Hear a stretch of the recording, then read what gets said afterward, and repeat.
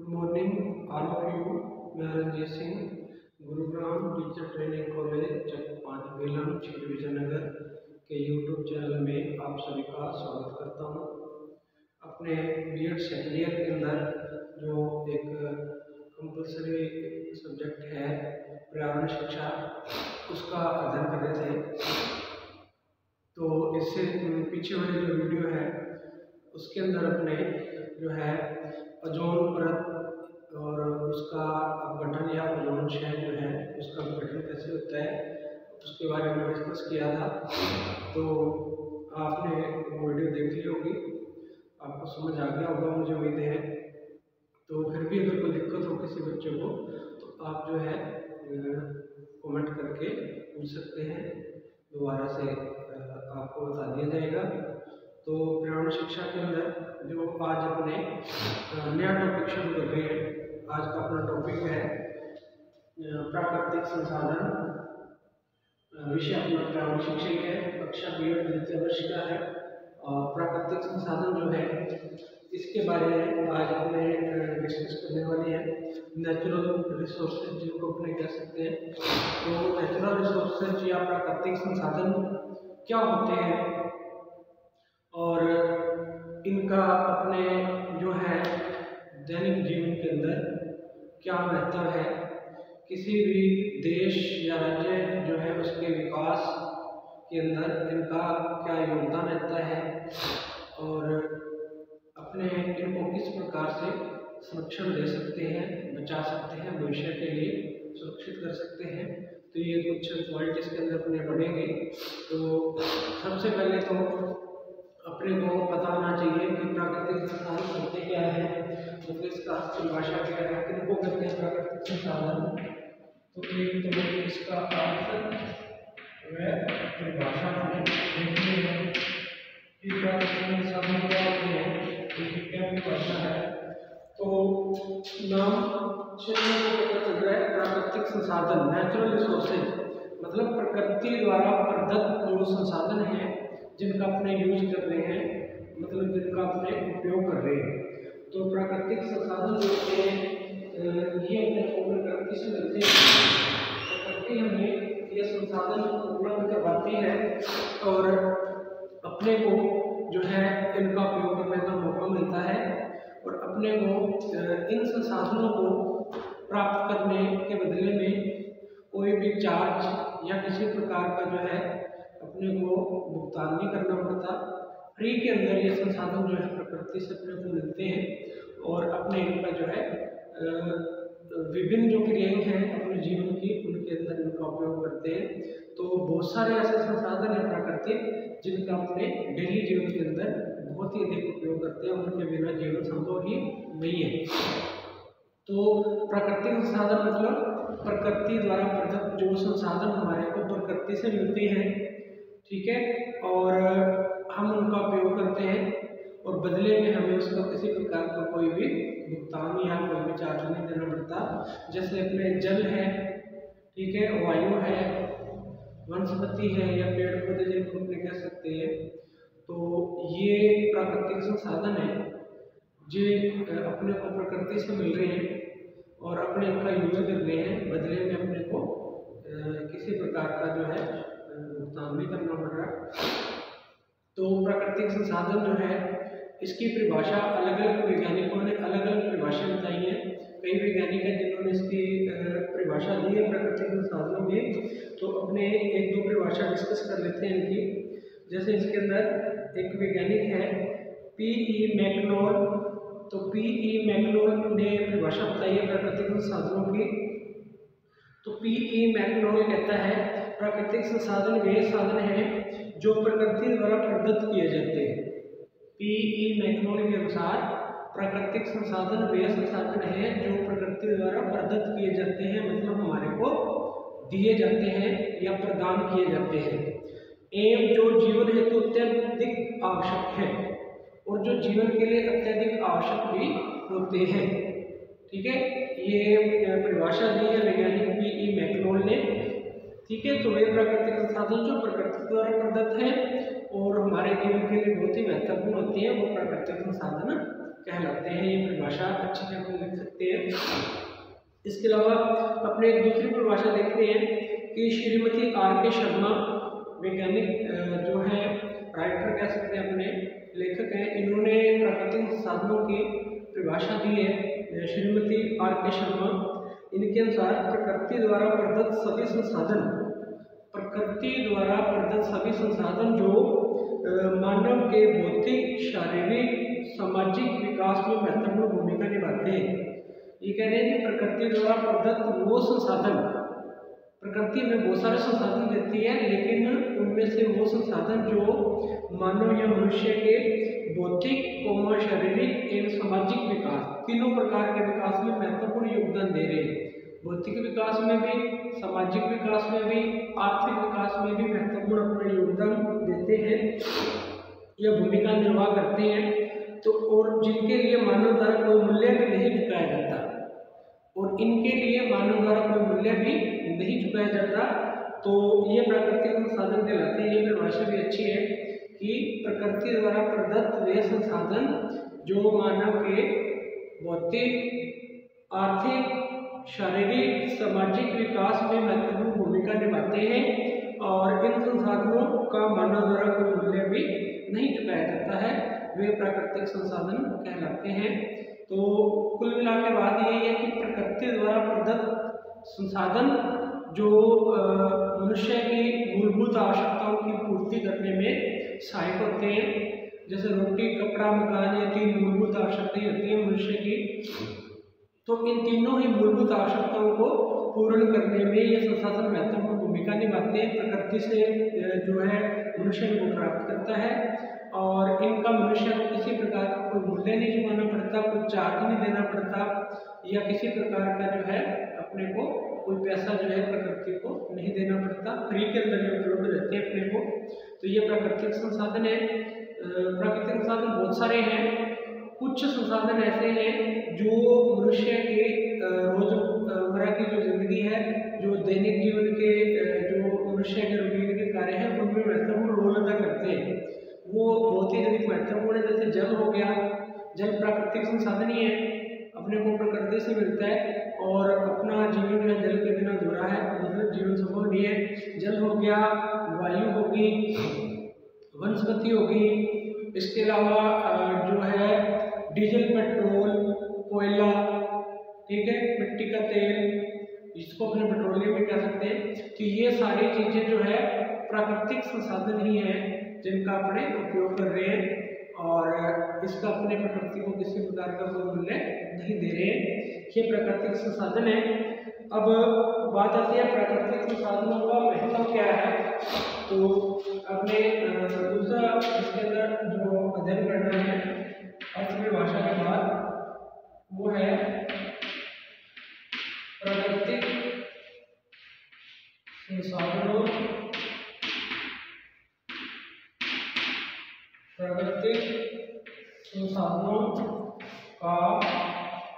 महत्व। तो प्राकृतिक संसाधनों का अपने जीवन के अंदर क्या महत्व है, या अपने दैनिक जीवन के अंदर इनका क्या रोल है। तो इनका जो है बहुत ही अधिक गहरा जो है रोल है, या कह सकते हैं कि गहरा संबंध है मनुष्य के जीवन से।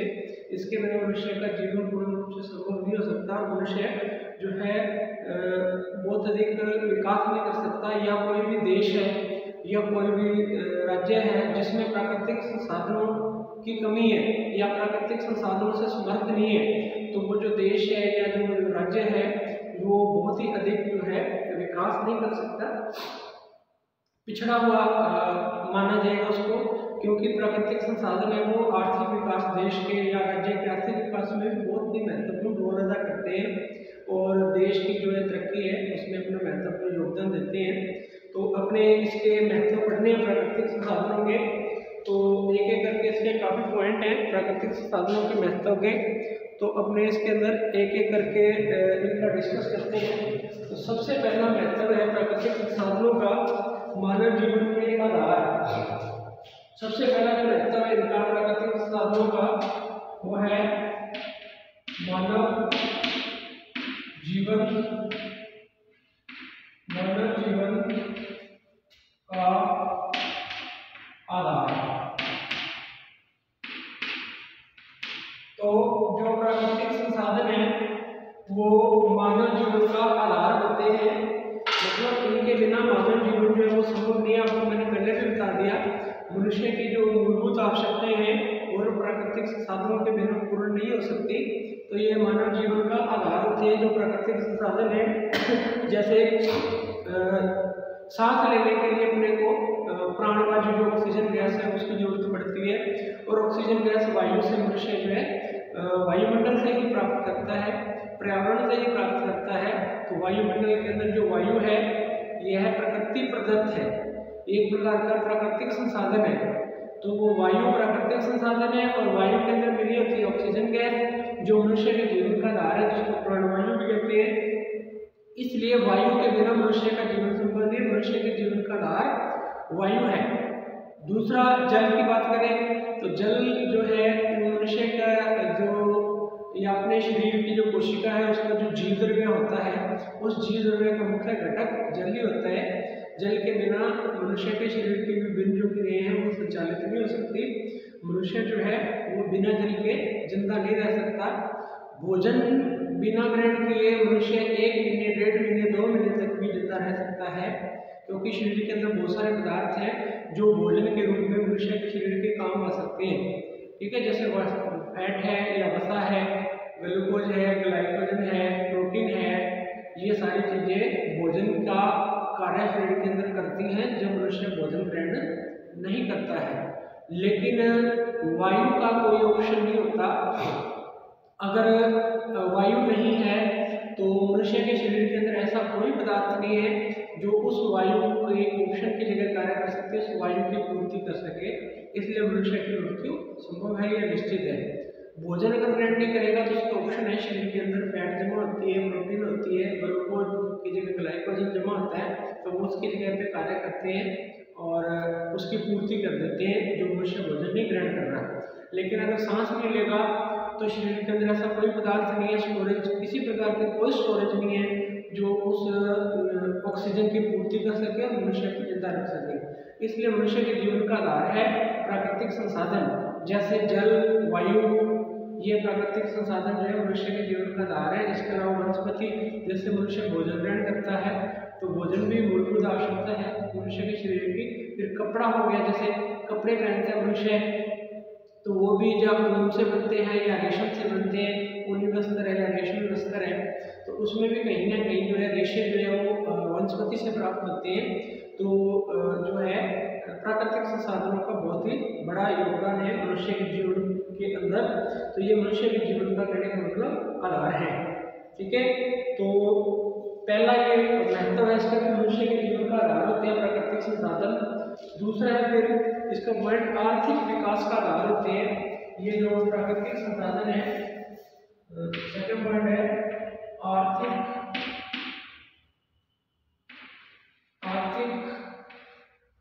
विकास। आर्थिक विकास का आधार होते हैं प्राकृतिक संसाधन। तो जो प्राकृतिक संसाधन है वो किसी भी देश की या राष्ट्र की जो आर्थिक विकास जो है की गति है उसका आधार होते हैं, या आर्थिक विकास का जो है इनको अपने आधार माना जा सकता है। तो जितने भी प्राकृतिक संसाधन है वो हर देश या राष्ट्र के आर्थिक विकास का आधार होते हैं, और आर्थिक विकास को जो है वो बढ़ा भी सकते हैं, कम भी कर सकते हैं। अगर कोई देश या राष्ट्र प्राकृतिक संसाधनों से समृद्ध है, उसके अंदर प्राकृतिक संसाधन बहुत ज़्यादा है, तो वो देश जो है, राष्ट्र जो है वो आर्थिक विकास धीरे धीरे करता जाएगा, और जो है उसकी अर्थव्यवस्था जो है वो बहुत ही अच्छी हो जाएगी। तो ये आर्थिक विकास का जो है वो अपने आधार माना जा सकता है प्राकृतिक संसाधनों का। अब जब किसी भी देश के अंदर आर्थिक विकास अधिक होगा तो वहाँ के जो निवासी हैं, जो लोग हैं, वो भी समर्थ होंगे, संपन्न होंगे। उनकी जो दैनिक क्रियाएं हैं, उनका जो लाइफ स्टाइल है वो जो है अच्छा होगा, और जो है वो देश जो है सभी क्रियाओं के अंदर या सभी प्रकार के जो कार्य हैं उनके अंदर दूसरे देशों से आगे रहेगा और वहाँ पर किसी प्रकार की कोई भी समस्या लोगों को जो है नहीं आ पाएगी। अब इसके अंदर एक उदाहरण अपने ये कह सकते हैं कि जैसे अफ्रीका में नील नदी है, अफ्रीका के अंदर एक नदी है नील नदी।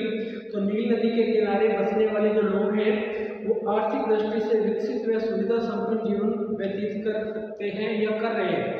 तो अब अफ्रीका के अंदर जो नील नदी है उस नदी के जो किनारे लोग रहते हैं वो आर्थिक दृष्टि से ज़्यादा संपन्न होते हैं, ठीक है, उनका आर्थिक विकास ज़्यादा आता है। अब नील नदी जो है एक प्रकार का प्राकृतिक संसाधन है क्योंकि उसके अंदर जल रहता है, तो ये नेचुरल सोर्सेज ही है। तो प्राकृतिक संसाधन जो है इसके किनारे जो लोग हैं वो आर्थिक दृष्टि से ज़्यादा संपन्न जीवन व्यतीत कर रहे हैं। तो इस संपूर्ण प्रगति का आधार प्राकृतिक संसाधन जल है, नील नदी के अंदर जो जल है वो ही उनकी आर्थिक समृद्धि या संपन्नता का आधार है।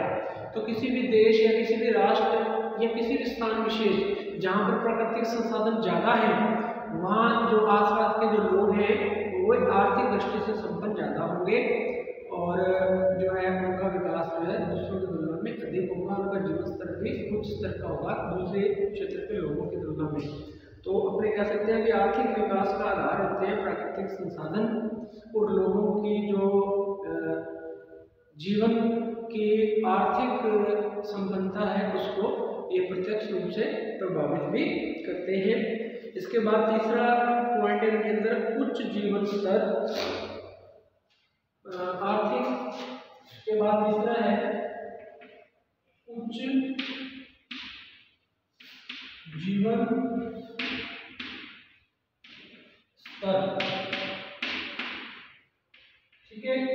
तो जो प्राकृतिक संसाधन है, प्राकृतिक संसाधन जो है वो किसी भी देश या राष्ट्र के अंदर जो लोग निवास करते हैं उनके जो जीवन स्तर है उसको भी प्रत्यक्ष या अप्रत्यक्ष रूप से प्रभावित करते हैं। अब जब प्राकृतिक संसाधन अधिक होंगे किसी देश या राष्ट्र के अंदर तो वहाँ के जो लोग हैं उनका जो लाइफस्टाइल है, जो जीवन स्तर है वो भी प्रभावित होगा और वो जो जीवन स्तर है उच्च स्तर का होगा। जिस देश के अंदर प्राकृतिक संसाधनों की कमी है उस देश का आर्थिक विकास कम होगा, तो वहाँ पर निवास करने वाले जो लोग हैं उनका जीवन स्तर भी फिर जो है निम्न स्तर का होगा, उच्च स्तर का नहीं होगा। तो प्राकृतिक संसाधन जो है ये प्रत्यक्ष रूप से जो है लोगों के जीवन स्तर को प्रभावित करते हैं। जैसे अपने बात कर सकते हैं कि जैसे जापान है, कनाडा है, वहाँ की जो विकास दर है वो अधिक है क्योंकि वहाँ पर प्राकृतिक संसाधन जो है वो ज़्यादा है। अब उन देशों के अंदर प्राकृतिक संसाधन अधिक होने से वहाँ पर निवास करने वाले जो लोग हैं उनका जीवन स्तर भी उच्च स्तर का है, उनका लाइफस्टाइल उच्च स्तर का है। उनका लाइफस्टाइल उच्च स्तर के का मतलब ये है कि उनका जो खान पान है वो भी अच्छा है, उनका रहन सहन अच्छा है, उनका जो पहरावा है वो भी अच्छा है, मतलब वो कपड़े अच्छे पहनते हैं, खाना पीना अच्छा करते हैं, मकान रहन सहन मतलब मकान वगैरह उनके अच्छे हैं, उनको सभी प्रकार की भौतिक सुविधाएं मतलब अच्छे से मिल रही है। चिकित्सा सुविधाएं जो है उनको अच्छे से मिल रही है, बीमारियां वहाँ पे कम है क्योंकि लोग कुपोषण से ग्रसित नहीं है, अच्छा भोजन खाते हैं, अच्छे एनवायरनमेंट के अंदर रहते हैं, तो फिर वहाँ पे बीमारियां भी कम है, ठीक है। तो लोग जो है बीमारी से ग्रसित भी नहीं है, तो मतलब उनका जो है सभी प्रकार की सुविधाओं पूर्ण होने से जीवन स्तर उच्च स्तर का हो जाता है। अब जहाँ पर जो है प्राकृतिक संसाधन जो कम है वहाँ के लोगों का जीवन स्तर भी उच्च स्तर का नहीं होगा, वहाँ पे कुपोषण होगा, है ना, कुपोषण से ग्रसित होंगे लोग तो फिर बहुत सारी बीमारियां भी होंगी, बीमारियां होंगी तो लोगों का जीवन स्तर निम्न स्तर का हो जाएगा। लोगों के पास जो है पैसा कम होगा, आर्थिक दृष्टि से संपन्न नहीं होंगे तो उनका जो पहरावा है वो भी निम्न स्तर का होगा, ठीक है, खान पान भी निम्न स्तर का होगा, तो फिर उनके जो विचार हैं वो भी निम्न स्तर के होंगे क्योंकि स्वस्थ जो शरीर है वो स्वस्थ मन या दिमाग का घर होता है। अगर शरीर स्वस्थ है तो उसके अंदर जो दिमाग है या मन है वो भी उच्च विचार वाला होगा, स्वस्थ वाला होगा, ये अपने नॉर्मल सबको पता है। इसलिए जो उच्च जीवन स्तर है इसके लिए भी प्राकृतिक संसाधन जो है कहने का मतलब अपना महत्वपूर्ण योगदान अदा करते हैं। इसके बाद अगला है शारीरिक विकास का आधार। इसके बाद में इसके साथ ही कर रही है पॉइंट आपके अलग लिख रहे हैं। तो जीवन स्तर के बाद शारीरिक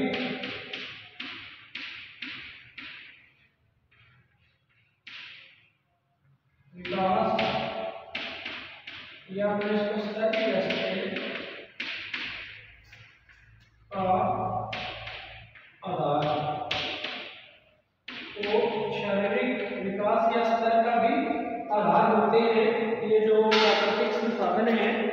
अब शारीरिक विकास का आधार ये कैसे बनेंगे, क्योंकि अगर किसी भी देश के अंदर, राष्ट्र के अंदर प्राकृतिक संसाधन अधिक हैं तो वहाँ पर जो निवास करने वाले जो लोग हैं वो उनका अधिक से अधिक उपयोग करेंगे और उनका शारीरिक विकास भी अधिक होगा। जैसे शुद्ध वायु है, ठीक है, और वनस्पति जो है वो अधिक है। अब वनस्पति के अंदर जैसे फल है, सब्जियां हैं, ये ज़्यादा है तो लोग जो है अच्छा पोषण प्राप्त करेंगे उनसे और कुपोषण से ग्रसित नहीं होंगे तो उनका शारीरिक विकास अच्छे से होगा। अगर प्राकृतिक संसाधनों की कमी है, शुद्ध जल प्राप्त नहीं हो रहा और सांस लेने के लिए अच्छी वायु नहीं है, ठीक है, जल वायु ये सब प्राकृतिक संसाधन है, शुद्ध जल नहीं है ग्रहण करने के लिए, ठीक है, और शुद्ध वायु प्राप्त नहीं है सांस लेने के लिए, और खाने के लिए सुपोषण नहीं, अच्छा भोजन नहीं है, कुपोषण से ग्रसित है, तो उनका शारीरिक विकास भी वहाँ पर रहने वाले लोगों का अच्छे से नहीं हो पाएगा और वो शारीरिक विकास की दृष्टि से कमजोर रह जाएंगे। क्योंकि जो खाद्यान्न है, जो वनस्पति जो है उसी से प्राप्त होते हैं। अगर वनस्पति जो कि एक प्रकार का प्राकृतिक संसाधन है तो उससे संपन्न नहीं है देश, तो वहाँ पर फिर फल सब्जियाँ जो है इनका भी अभाव होगा या कमी होगी, तो वहाँ के जो लोग हैं वो कुपोषण से भी ग्रसित हो सकते हैं, जिससे उनका शारीरिक विकास अच्छे से नहीं होगा। जल की कमी है तो भी जो है वनस्पति का अभाव होगा, शुद्ध वायु नहीं है तो भी वनस्पति अच्छे से विकास नहीं कर सकेगी। तो कहने का मतलब वायु और जल के बिना बाकी जो अलग दूसरे प्रकार के संसाधन हैं उनकी भी कमी हो जाएगी और जो लोग हैं उनका शारीरिक जो विकास है वो अच्छे से नहीं हो पाएगा और वो जो है विकास की दौड़ के अंदर जो है दूसरों की तुलना में पीछे रह जाएंगे। इसके बाद अगला पॉइंट है अंतर्राष्ट्रीय सम्मान का आधार। अगला महत्व है इनका